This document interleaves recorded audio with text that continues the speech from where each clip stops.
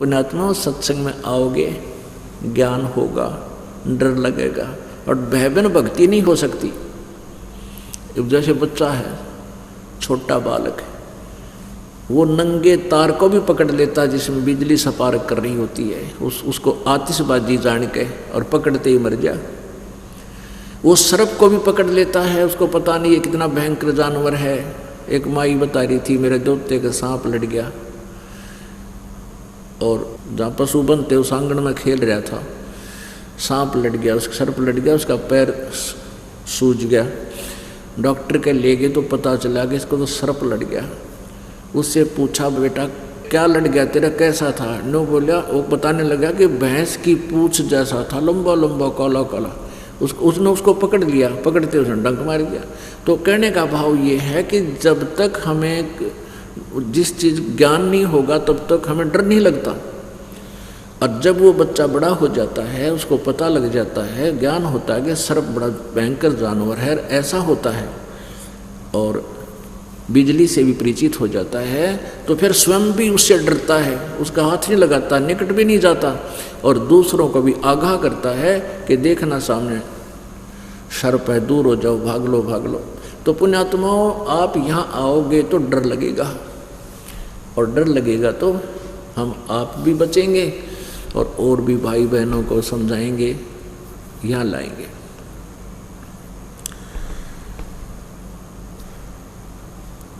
परमपिता परमात्मा क्या बताते हैं? दुख में सुमरण सब करे, सुख में करे ना कोई। जय सुख में सुमरण करे तो दुख काहे को होए। कबीर सुख में सुमरण किया नहीं, फिर दुख में करते याद। कहे कबीरता दास की, फिर कौन सुने फरियाद। अब सुख में तो अंडी पाके अंडे धरती तोले, जब आपत्ति आ जाती है फिर परमात्मा को ढूंढने के लिए दर दर पर डोले। तो परमात्मा हमें ये बताना चाहते हैं कबीर जी के भाई दुख ही हो जाता है प्राणी तब तो परमात्मा को ढूंढता है। यदि सुख में ही भगवान की भक्ति करता रहे तो दुख नहीं हो। तो पुण्यात्मा, हम परमात्मा की साधना इसीलिए करते हैं कि हमारे जीवन में पुण्य और पाप यानी सुख और दुख दोनों ही का मिश्रण करके हमें प्रहद बनाकर दिया जाता है। जिसके पुण्य जन्म जन्मांतर के संचित पुण्य ज़्यादा हैं, उनमें से एवरेज रेशो पुण्यों की ज़्यादा होती है, और जिसके पाप ज़्यादा हैं तो उसके एवरेज रेशो में पाप ज़्यादा होते हैं। पाप से दुख होता है, पुण्य से सुख होता है। जब तक इस प्राणी के पुण्य चलते हैं तब तक तो ये सोचता है मुझे किसी चीज़ की जरूरत को नहीं। गुट्टी भी लावे है, सिनेमा भी देखे है, अत्याचार भी कर देता है, ना जाने मर्डर भी कर देता है, मांस खाता है, बकरे मारता है, मुर्गे मार कर। तो परमात्मा यही बताना चाहते हैं कि आपके सब जीवन में दुख भी आते हैं, सुख भी आते हैं। परमात्मा की भक्ति हम इसलिए करते हैं कि हमारे आने वाले दुखों का निवारण हो। पुण्यात्मा, कोई दुखी प्राणी जिस भी संत महात्मा जी के पास जाता है या जंतर मंतर करने वाले के पास जाता है तो वो पहले तो अपनी क्रिया बताता है, ऐसा कर लो, ऐसा कर लो, चिंता ना करो, मैं तुम्हारी पूरी मदद करूँगा। और जब कुछ राहत नहीं मिलती है तो आखिर में लास्ट में ये कह देता है, बेटा ये तो तुम्हारे भाग्य में लिखा हुआ है, ये तुम्हारे कर्म में लिखा हुआ है, तुम्हारे प्रारब्ध कर्म में ये पाप का दंड है, ये तो भोगना ही पड़ेगा। तो वो प्राणी जो परमात्मा के लिए घर से निकला है उसकी आत्मा संतुष्ट नहीं होती। भले ही वो ये कह देता है कि तुम्हारे कर्म का दंड है, भोगना ही पड़ेगा, वो फिर दूसरे संत के पास जाता है। दूसरे के पास भी जाते ही वो भी अपने क्रियाक्रम बताता है, उससे भी लाभ नहीं होता है, फिर तीसरे के पास जाता है, फिर चौथे के पास जाता है। और लास्ट में वो क्या करता है, बस नास्तिक हो जाता है, गुट्टी लाने लग जाता है, या धनी बनने के लिए चोरी करता है, रिश्वत लेता है, 100 प्रकार के पंगे पाकर पाप कमाना शुरू कर देता है। तो पुण्यात्माओं, हम अपने प्रयत्न से जो हमने सोच रखा है उससे हम धनी नहीं हो सकते, सुखी भी नहीं हो सकते, उससे दुख ही दुख बढ़ेंगे, सुख नहीं होता। जैसे एक व्यक्ति बता रहा था कि मेरा इकलौता पुत्र था और 20-22 वर्ष का हो गया, उसकी किडनी फेल होगी, अस्वस्थ रहने लगा। तो हम पहले तो गए संतों के पास, झाड़े लुआने वालों के पास, डॉक्टरों को भी दिखाते रहे। डॉक्टर कहने लगे कोई ऐसी विशेष तकलीफ नहीं है, छोटी मोटी शुरुआत सी थी उसके। तो सब जगह घूम फिर लिए, लास्ट में फिर पता चला कि इसकी दोनों किडनी खराब होगी। साल भर तो हम ऐसे ही झाड़े झपटियाँ के चक्कर में संतों के पास जाते रहे, ट्रीटमेंट भी कराते रहे अपने लोकल शहर में। फिर उसका पता लगा दोनों किडनी इसकी कंडम होगी, दोनों गुर्दे फेल हो गए। फिर उसको ऑल इंडिया इंस्टीट्यूट दिल्ली ले गए।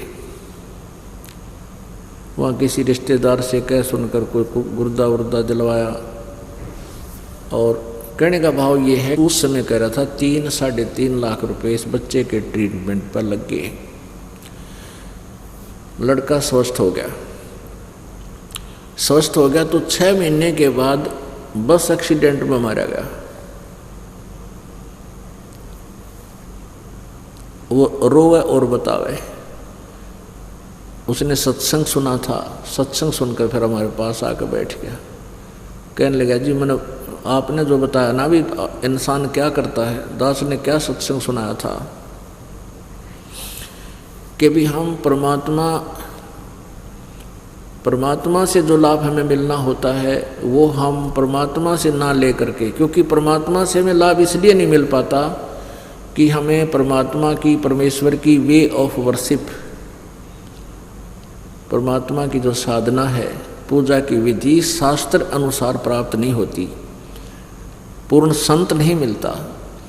और जब तक पूर्ण संत नहीं मिलेगा हमारे पाप कर्म के दंड मिट नहीं सकते, वो भोगने ही पड़ते हैं। अब इंसान निकलता है भगवान के लिए, जब तक उसके सुख चलते हैं, उसके पुण्य चलते हैं, तब तक तो सुख है। और फिर एकदम वो पुण्यों का, पापों का दौर शुरू हो जाता है, फिर कैर पे कैर टूटने लग जाते हैं। एक भक्त बता रहा था कि एक इसमें अस्तल बोहर है, एक बहुत बड़ा इंस्टीट्यूट है, वहाँ एक लेक्चरर था, साइंटिस्ट का मतलब डॉक्टर था, और वो परमात्मा को नहीं मानता था, क्योंकि साइंस सबसे बड़ी शत्रु है इस जीव की, कि भगवान से दूर करने की चेष्टा कर रही है। लेकिन ये साइंटिस्ट अज्ञान, अध्यात्म ज्ञान से अपरिचित होने के कारण ऐसी उवाबाई बोल देते हैं कि भगवान कहाँ है, हमने ये कर दिया, हमने ये ढूंढ लिया। ये पदार्थ परमात्मा ने दिए हैं, उनके ऊपर अन्वेषण की है, और भी गॉड गिवन माइंड है इनको, ये भूल रहे इस बात को। इसी प्रकार वो इतना सोच रहा था कि कोई पूजा नहीं, कोई पाठ नहीं, कुछ नहीं करता था, खूब पढ़ा, बच्चे ठीक, सारा मौज घर में। एक गांव है, उसमें मकान अस्तलवर के साथ ही गांव है, उसके वहाँ का रहने वाला था, रोहतक में। फिर उसके साथ बड़ी दुर्गति, वो पाप शुरू हो गए। अपने आप टेलीविज़न में आग लग जा, लड़की मेंटल, लड़का मेंटल, पत्नी का गड़बड़, आप भी बस फिर 24 घंटे की चिंता में आप भी मेंटल, और नौकरी से डिसमिस। ऐसी दुर्गति होगी। तो पुण्यात्माओं, जब तक इस प्राणी के सुख चलते हैं तब तक ये सातवें आसमान पर घूम रहा होता है, और उस समय इसको कोई कहे कि भाई भक्ति कर लो, परमात्मा का नाम लेना चाहिए, कति सुनने को तैयार नहीं। और जो दुखी प्राणी हैं वो परमात्मा के लिए चलते हैं। जैसे किसी के कारोबार में घाटा हो गया, निर्धन व्यक्ति धन ढूंढने के लिए, देखो आत्मा का स्वभाव है और ज्ञान भी था हमें कि परमात्मा जो लाभ देगा वो जीव नहीं दे सकता, चाहे राष्ट्रपति हो। तो इसलिए हम पहले तो भगवान की तरफ चलते हैं, भी कोई संत मिल जाए, कोई सा जंतर मंत्र बता दे जिससे मेरे घर में धन हो जाए। कोई रोगी है, कोई कष्ट है किसी पर, वो चलता है संतों के पास। भाई संतों के पास एक ऐसी शक्ति होती है संत के पास कि हम दुख का निवारण कर देता है। वो इस इच्छा से, इस आशा से संतों के पास जाता है, तो वो नकली संतों का फंस जाता है। अब वो पहले तो उसका जंतर मंत्र बताते हैं, इतना दान कर दे, इतना ऐसे कर दे, इतना ऐसे कर दे, वो करता रहता है। फिर लास्ट में वो कह देते हैं कि तुम्हारे पाप कर्मों का दंड है तो भोगना ही पड़ेगा। फिर दूसरे पे, फिर तीसरे पे, फिर लास्ट में वो क्या करता है, धनी होने के लिए 2 नंबर का काम शुरू करेगा। मिलावट का सूत बैठ कर मिलावट करेगा, रिश्वत का दाव लग गया रिश्वत करेगा। पुण्यात्माओं, जो आपकी किस्मत में लिखा हुआ है प्रारब्ध में, वो कम बत्ती नहीं हो सकता, ना वो कम हो सकता न ज़्यादा हो सकता आपके प्रयत्न से। हाँ, एक पूर्ण परमात्मा कबीर देव, कबीर साहब है जो आपके भाग्य में परिवर्तन कर सकता है। और वो कैसे करता है, वो परम संत की शरण में जाने के बाद उससे प्राप्त विधि से आपके प्रारब्ध में परिवर्तन परमात्मा कर देता है, आपके पाप कर्मों का नाश कर देता है, आपका पाप रूपी कांटे को वो साफ कर देता है।